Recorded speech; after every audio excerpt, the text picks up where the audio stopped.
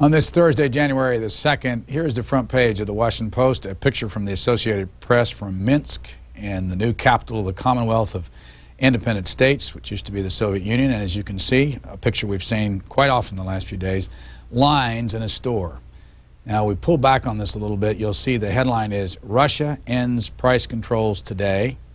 And then right below that, Poles led the way, but have far to go. And this is a story by Blaine Harden. I'm going to drop this newspaper and read a little bit of what it says to Vitaly Shamov, who is with us from Moscow and is going to tell us what his reaction to all this is. Let me read this first before I ask you a question. This says, Poland was the guinea pig 2 years ago today. Poles offered up their communism-rotted economy to shock therapy. Russia has signed on for a similarly drastic course of treatment starting Thursday, meaning today. If Poland is any guide, Russians are in for considerable unpleasantness. There will be unprecedented unemployment and a flush of inflation. There will also be confusion, fear, gross inequities, not to mention the ugly side effects like bank swindles, street crime, and fast buck artists and shiny new cars. Yet, if Poland is any measure, shock therapy will probably work in Russia, albeit with nagging aches and pains. When you hear that all this worked in Poland, Vitaly Shamov, what do you think will happen in Russia? Well, I think that it would happen the same thing that was in Poland some time ago. But we will have to survive the most difficult period next year. And I think, as our President Boris Yeltsin promised us, then this difficult period will lead us to stabilized prices, not just prices like we have now. It's just a terrifying situation when we cannot afford to ourselves almost basic food that we need for our families and to be that must be on our tables. When did you leave Moscow? I left Moscow on 29th of December. It was Saturday, 29th of December. So you've been in this country for less than a week? Yes. Your first visit to the United States? Exactly. How old are you? I'm 29. What's your first reaction to what you've seen since you've been in the United States?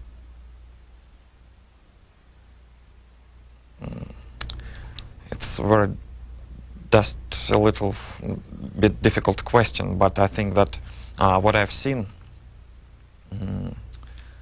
I heard many stories at home about the United States, but what I've seen here, it just, I expected to see what I saw. Really, frankly speaking, I expected to see all this, what I saw around in the first days of my visit, during my visit in the United States. And I think that in your country, it's a quite normal situation when people have what they have to have, and they just can go to the department stores and to any place where something is on sale and to buy whatever they want. They have a right to choose. And that's, I mean, this is one of the basics that every man has to have. But in comparison to our country, unfortunately, we don't still, our people don't still have such right just to drop in, to choose, or maybe spend some time what they want to choose and to buy it. Well, tell our audience that Vitaly Shamov was C-SPAN's guide in the Soviet Union a couple months ago, spent a week with our crews and showed us around and educated us as to how the Moscow system works, and we invited him to join us here at this time to talk with our audience and to explain a little bit further what's going on over in Moscow. And he'll be with us for the next hour and a half or so, and we've got lots of videotape to show you, which we'll get to in a few moments. But first I want to ask you about the big changes in Russia today in prices. Can you give us an example of a change in price of something that you've bought for a long time, what it cost then and what it will probably cost today? I would like to begin from the price on the Big Mac. maybe it would be interesting for our listeners to hear that when first McDonald's opened in Moscow, the price on Big Mac was 3 rubles. It was 3 years ago. Now the price 30 rubles. It's 10 times higher than it was 3 years ago. And we have on the screen there a chart that shows the Big Mac at 30 rubles. Yeah. Today's dollar, if you had a dollar in Russia, Yeah. how many rubles could you get? In Moscow, everyone who has dollars can sell it by the price 110 or 15 rubles. How long has it been that high? Excuse me? How long has it been that high? In other words, I know when we were there, it was 32 rubles to Yeah. the dollar. The price on dollar grows every week in Moscow. For the last several months, it became incredibly high. In August, it was only 30 rubles for dollar. But now, 6 months later, it costs 130 or 20 rubles a dollar. I think that this is the most fast change on price of a dollar, and we have never witnessed such a big leap on the price of dollar. Before we met you in the Soviet Union for that week, what were you doing for a living? Since August, from August till September, I was an intern for the Soviet Foreign Ministry. And then at September, 1 month later after the coup, I quit my job at the Foreign Ministry. And I was, for some period of time, I was unemployed. And then I got acquainted with American correspondent here in Moscow, or excuse me, there in Moscow. He worked for American Public Radio. And I became his assistant for some period of time. And his name is Nicholas Palugin, and our audience will see him tonight at 6:30 on this Correct. network. Now, where were you born? I was born in Moscow. I was born in Moscow and have been living all my life in Moscow. In other words, I'm a Moscowite. Are your mother and father there? Yes, my parents live in Moscow. They also have been living all their lives in Moscow. And What does your father do for a living? my father is a manager on a small factory which sews suits for men. Makes suits. Makes suits for men. How long has he done that? 25 years. What does your mother do? My mother is an accountant. She's been an accountant for 25 years also. She's 53 now, and she's very good at her profession. Where does she work? She works in Moscow, in one of the factories in Moscow. Do you have any brothers and sisters? Yes, I have a younger sister. She's 22, and she doesn't have any work now because she is taking care of her child, of her little child. And how much school do you have? Did you go to college? I finished school, and then I went, after school, I went to technical school. And after technical school, I served 2 years in the army. When I came home, I decided to try myself at college. And I passed through the exam successfully, and I became a student of the Moscow Institute for International Relations. This year, this May, I graduated from this institute, and I have a bachelor's degree on historical sciences. When you worked at the foreign ministry, what kind of salary did they pay you? It may sound ridiculous, but they paid me 200 rubles. A month? A month, yeah. Now it's like $3 a month. It was very humiliating for me because I live separately from my parents, and I have to support myself without any help. And what I have, and I use this kind of money for living. And of course, this was the most difficult period in my life that I had only 200 rubles a month, and I had to support myself during this month. Of course, I couldn't even buy some clothes, and some music equipment. I mean, cassette recorder or cassettes.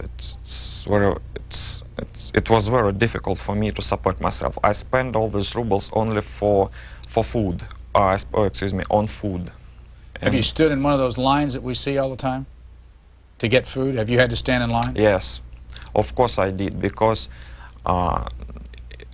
in other way you cannot you cannot get food anyplace else. Where did you learn your English? Well, I learned English. I've been learning English actually 15 years. It's first when I was 15, when I began studying English at high school. I liked it from the very beginning, and it was sort of a hobby. It was sort of my hobby, and I didn't even spend a penny on tutoring, on private teachers, not at all. I've just been progressing my English and maintaining its level by myself. And I also read newspapers, books, which were available at that time. At that time, I could buy in Moscow Daily World, a communist newspaper, daily, which was on sale in Moscow at that time during late 70s and even early 80s. And I also read Morning Star, British communist newspaper. It was only newspapers that were available in Moscow at that time. Did you grow up as a member of the Communist Party?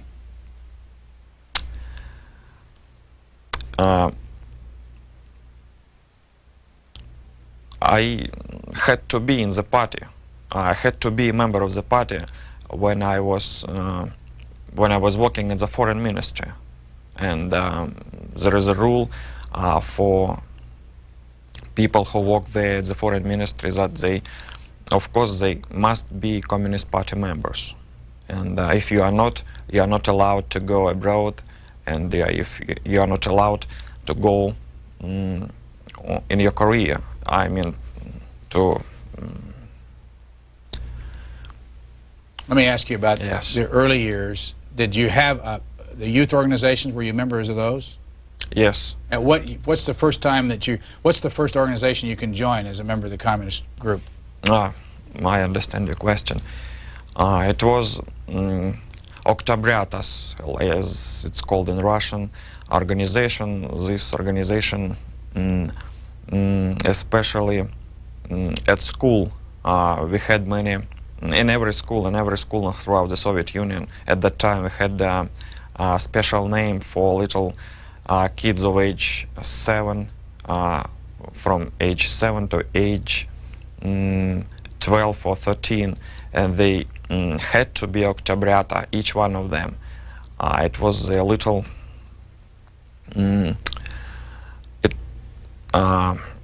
it was just like an image of a future communist, and they had to be Oktobryats. Each little kid, each little student of high school must be a Oktobryonik. What's next? Next goes pioneer, and school children join pioneers group at age 13, and then it lasts for 3 years, and then comes Komsomol organization. Komsomol? Komsomol. It's named after Lenin, Communist Union of Young People. It's its name. And after that, you can be a Komsomol member till you are 28. And if everything is okay, and if you have a good credentials as a Komsomol, you can join Communist Party. Is all of that gone now? No more Komsomol, no more pioneers, no more Communist Party? I mean, is that gone? I think completely yes. I think that they are gone completely. But in some schools, I noticed that teachers